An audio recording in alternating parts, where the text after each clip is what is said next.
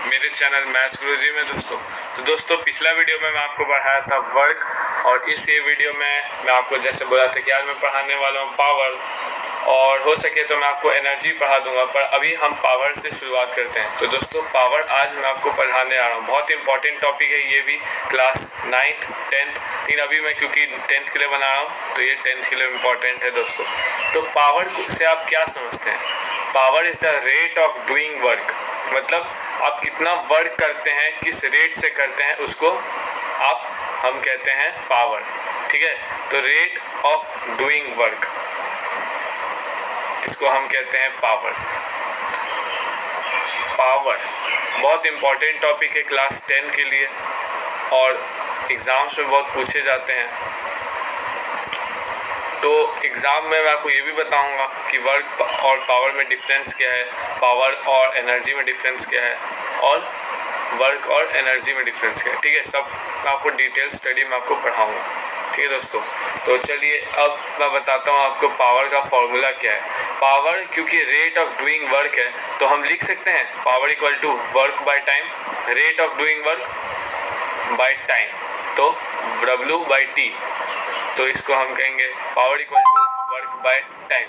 और अब तब इसी से हम ऐसा यूनिट निकालते हैं, इसी में इक्वल टू करते हैं, क्योंकि पावर का वैल्यू W है, मतलब W का वैल्यू हम W लिखते हैं, W F इंटू डी, माफ करिए सॉरी दोस्तों, क्योंकि वर्क का फॉर्मूला है फोर्स इंटू डिस्टेंस, तो हम यहाँ लिख देंगे फोर्स इंटू डिस्टेंस वर्क के बगल में, क्योंकि मैं आपको फॉर्मूला से ही आपको मैं बता रहा हूँ कि इसका ऐसा यूनिट क्या होगा। तो इससे क्या होगा, प्रूफ भी हो जाएगा फॉर्मूला का, और आपको समझ में भी आ जाएगा। और टाइम का क्या है, टाइम का T, तो F/T by F into d by t, और D/T से हम क्या समझते हैं, D/T equal to V, velocity equal to distance by time, तो हम लिख सकते हैं F इंटू वी भी, तो power equal to F into v भी हम लिख सकते हैं।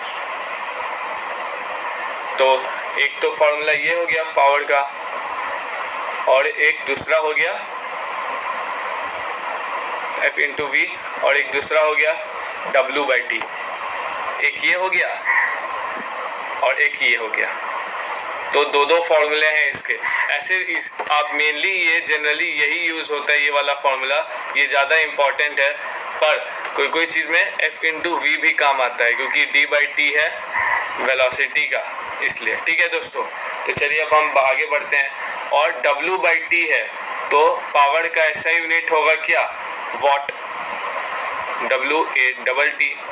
क्वेश्चन नहीं पूछा दोस्तों, WA/T वॉट, इसको हम डिनोट करते हैं W से।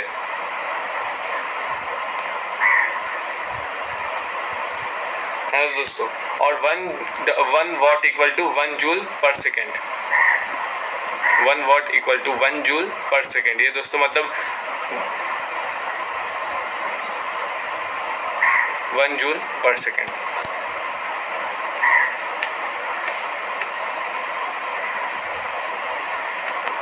और 1 जूल पर सेकेंड, तो 1 जूल पर सेकेंड मतलब 1 वॉट से आप क्या समझते हैं? तो if 1 joule of work is done in 1 second, मतलब 1 जूल, अगर हम 1 जूल का काम हम अगर 1 सेकेंड में करें, तो वो किसके बराबर होता है, 1 वॉट के बराबर। तो इसी को हम कहते हैं 1 जूल पर सेकेंड। ठीक है, इसलिए इसको हम कहते हैं 1 जूल पर सेकेंड। और CGS यूनिट क्या है एनर्जी, ये पावर का, तो CGS यूनिट है इसका अर्ग, ERG, अर्ग। ठीक है दोस्तों, अर्ग पर सेकेंड। ठीक है दोस्तों, चलिए तो मैं अब बोर्ड मिटा देता हूँ ये वाला।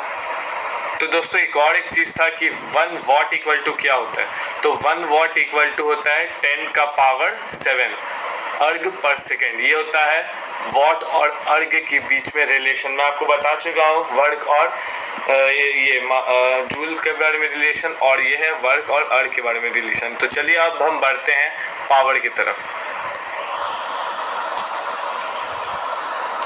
तो energy is the capacity to do work. इसको अगर हम डेफिनेशन में बोले तो एनर्जी क्या होता है, कैपेसिटी टू डू वर्क, मतलब कितना कैपेसिटी है वर्क करने के लिए। देखिए दोस्तों दोनों में देखे होंगे कि एनर्जी और पावर में एक चीज़ कॉमन है कि दोनों वर्क से रिलेटेड है। तो एनर्जी का क्या आप देखे थे कि कैपेसिटी टू डू वर्क, और पावर का क्या देखे थे, रेट ऑफ डूइंग वर्क। तो दोनों में वर्क का ये जो टर्म है वर्क, वो दोनों में आता है दोस्तों। तो हम बढ़ते हैं आगे की तरफ। अदर वर्क का फॉर्मूला क्या होता है, पावर इनटू टाइम, ये भी एक है फॉर्मूला। पावर का ये भी एक फॉर्मूला है, इम्पोर्टेंट फॉर्मूला है।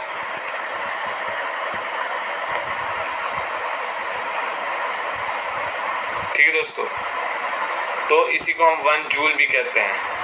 अब 1 जूल भी हम कहते हैं दोस्तों।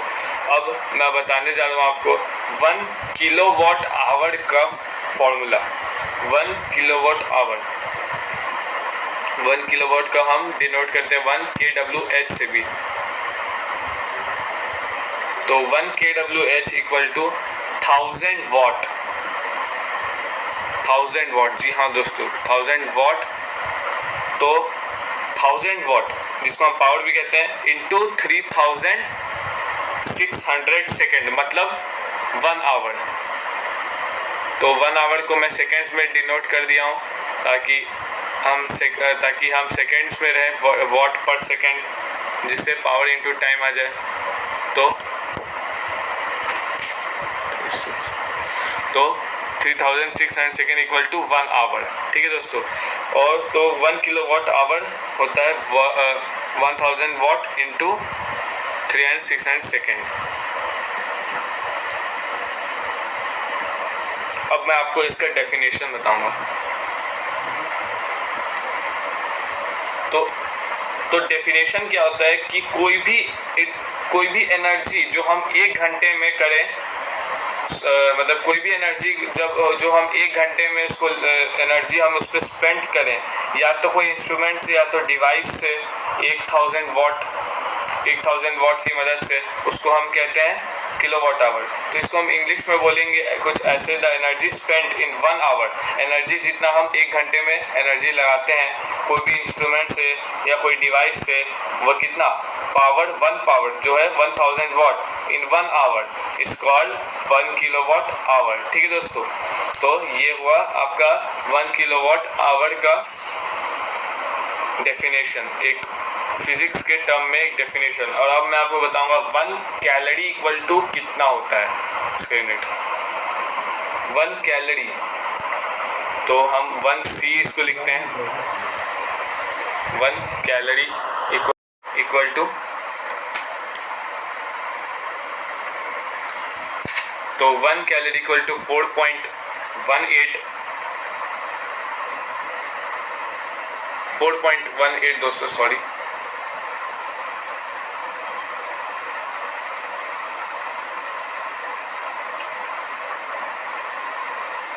ये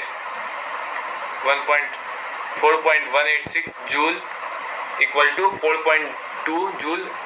इसको हम राउंड ऑफ करके भी लिख सकते हैं, 4.2 जूल भी हम इसको राउंड ऑफ करके लिख सकते हैं दोस्तों, 4.2 जूल।